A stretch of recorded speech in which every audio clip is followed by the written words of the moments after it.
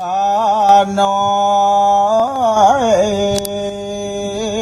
takadunduk ngolong pasir Ronyenye pak jemput jorek ni. Kalau mendengar Kalimantan, sebagian orang mungkin langsung teringat hutan lebat, cerita-cerita mistis atau ibu kota Nusantara. Padahal Kalimantan punya banyak cerita menarik yang belum banyak diketahui orang. Dan salah satu cerita itu ada di Kabupaten Pasir, Kalimantan Timur. Disinilah jejak Kesultanan Pasir masih bisa kita temukan hingga sekarang. Salah satunya melalui Museum Sadurengas. Yang menarik, tempat ini merupakan bekas istana sekaligus kediaman Sultan Pasir yang kini telah ditetapkan sebagai cagar budaya. Di dalamnya tersimpan berbagai peninggalan Kesultanan Pasir, mulai dari mahkota, pakaian adat, senjata tradisional, naskah keagamaan, hingga berbagai koleksi budaya yang menjadi saksi perjalanan masyarakat Pasir dari masa ke masa. Bahkan ada juga koleksi yang memperlihatkan jejak tradisi dan kepercayaan masyarakat Pasir pada masa lalu, seperti patung tondoy dan miniatur panti yang dahulu digunakan dalam ritual adat. Bagian ini sering membuat pengunjung penasaran karena memperlihatkan sisi lain sejarah yang jarang diketahui. Dan yang tidak kalah menarik, di dalam museum juga tersimpan fosil paus yang ditemukan di pesisir Kabupaten Pasir. Menambah cerita unik yang bisa ditemukan di tempat ini. Cerita sejarah di kawasan ini tidak hanya tersimpan di dalam museum. Di kawasan yang sama terdapat masjid tua peninggalan Kesultanan Pasir yang masih digunakan masyarakat hingga hari ini. Menjadi pengingat kita bahwa warisan budaya bukan hanya disimpan, tetapi juga tetap hidup dan dimanfaatkan. Selain museumnya, kompleks makam Raja Sultan Pasir yang berjarak kurang lebih 1 km dari Museum Sadurengas juga masuk dalam cagar budaya. Setiap makam menyimpan kisah dan perjalanan panjang Kesultanan Pasir yang masih bisa dipelajari hingga sekarang. Bahkan kalian bisa bertanya langsung kepada pengelola untuk mengetahui cerita-cerita di baliknya. Jadi kalau kalian berkunjung ke Kabupaten Pasir, bagian mana nih yang paling membuat kalian penasaran? Museumnya, masjid tuanya, atau kisah para Sultan Pasir? Tulis di kolom komentar ya.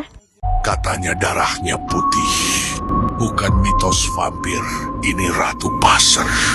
Di Pasir Mayang, Kaltim, ada makam yang orang sebut Datu Pasir Mayang.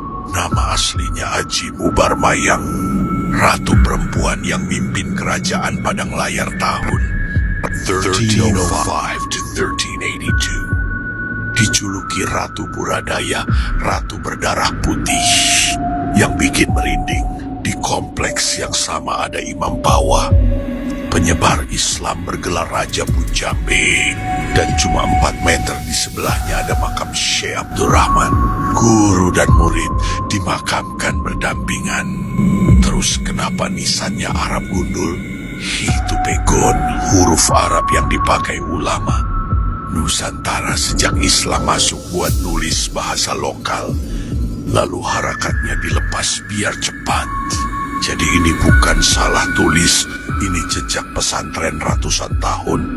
Nama Pasir sendiri udah ada di Kitab Negara Kertagama 1365. Jauh sebelum istilah Dayak muncul. Ziarah sini dapat tilas kerajaan yang lebih tua dari Kesultanan Pasir. Suma ilari khususon Sultan Ibrahim Haliludin Haji Najibin Sudah apa Ziarah makam Sultan Pasir di Cianjur, Sultan Ibrahim Khaliludin dan Ratu Waru. Kami berada di makam datuk kami untuk bertakziah di makam Sultan Ibrahim Khaliludin. Beliau adalah Sultan Pasir yang terakhir.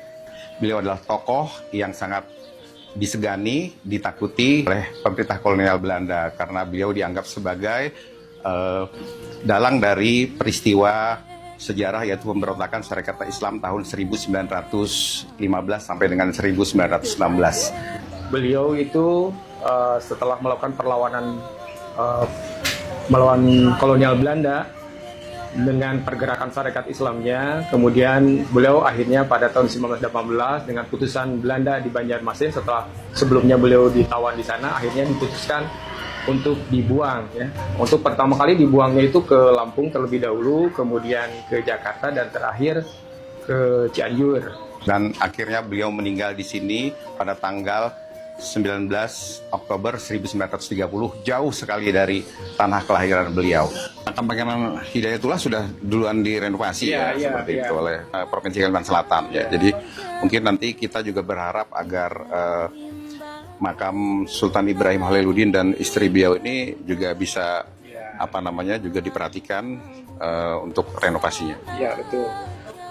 Pemerintah Provinsi Kalimantan Timur pada tahun ini telah mengajukan beliau sebagai pahlawan nasional apabila ini disetujui oleh pemerintah pusat, artinya pemerintah Kalimantan Timur telah memiliki 2 pahlawan. Pertama adalah Sultan Muhammad Idris, yaitu Sultan Kuta yang ke-14. Kita tahu bahwa Sultan Kuta yang ke-14 berjuang dengan mertuanya Lamadukeleng di tanah Sulawesi, yaitu di Sengkang Wajo.